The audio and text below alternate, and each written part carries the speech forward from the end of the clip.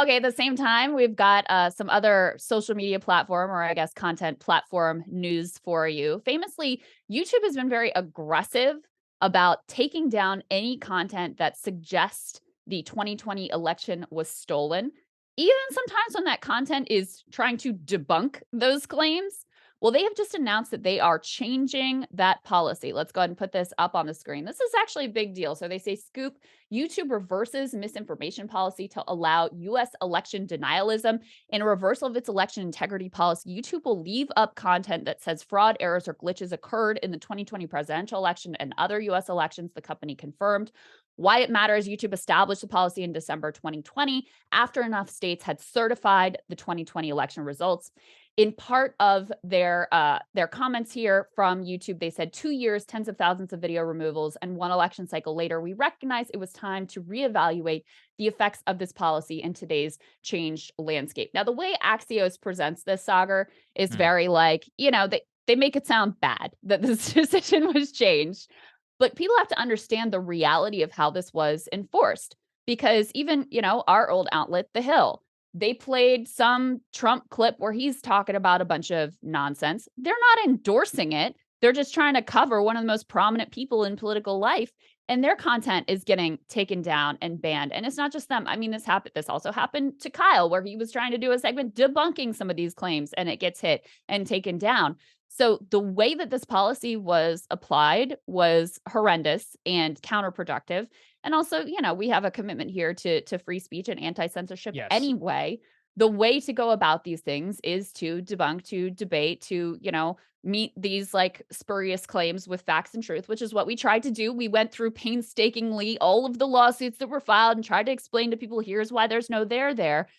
That's the approach to this, not just blanket takedown. So, selfishly, I'm very happy about it, because we always had to be very nervous anytime, like, for example, when we took Trump's launch speech Hmm. for his campaign live, we were very concerned about whatever he says, they could hit us with, even though it's not like we're endorsing these claims. But if you don't come out and say, let me debunk claim by Right. claim by claim, and even if you do that, they may still take it down.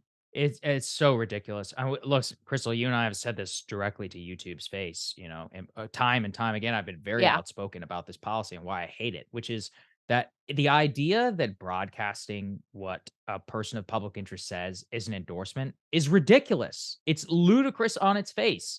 When Right. you're in the news, you play what people say and then you talk about it.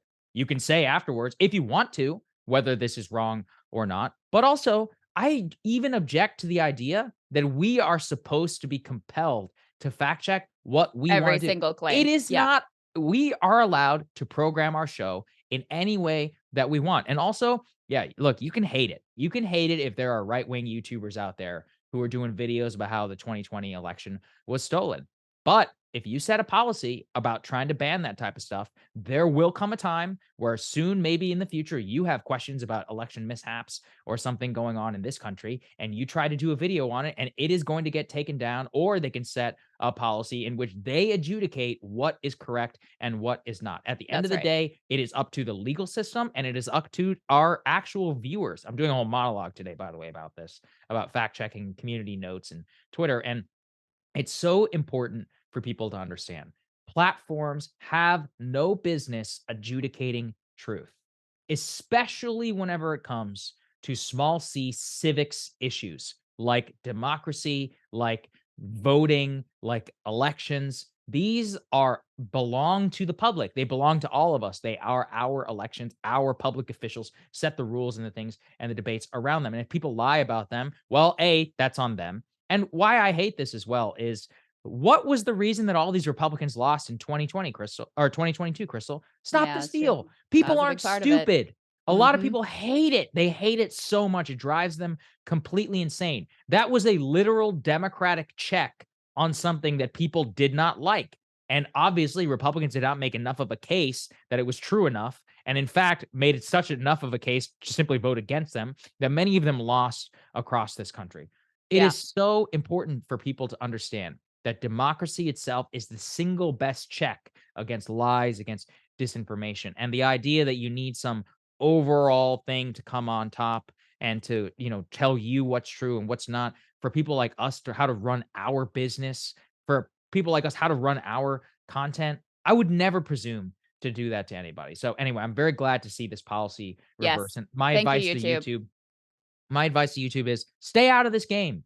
Stay out. Fact checking label. Even today, every once in a while, now I said it, this video will have some stupid COVID warning. For what? Link to Wikipedia?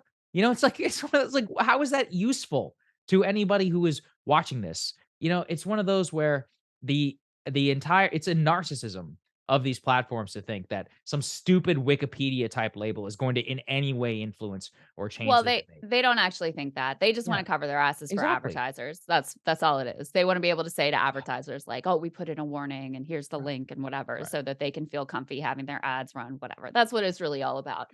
I do have a theory about why they changed the policy now, Mm, which is Trump just did his big CNN town hall where he spouted a bunch of, election nonsense. And it just becomes really clear, like, okay, so are you gonna hit CNN because they didn't rebut every single claim in real time or whatever? Are you gonna take their videos down? It just becomes really clear. Number one, they always have had a different policy about what corporate media can get away with and what independent media can get away with.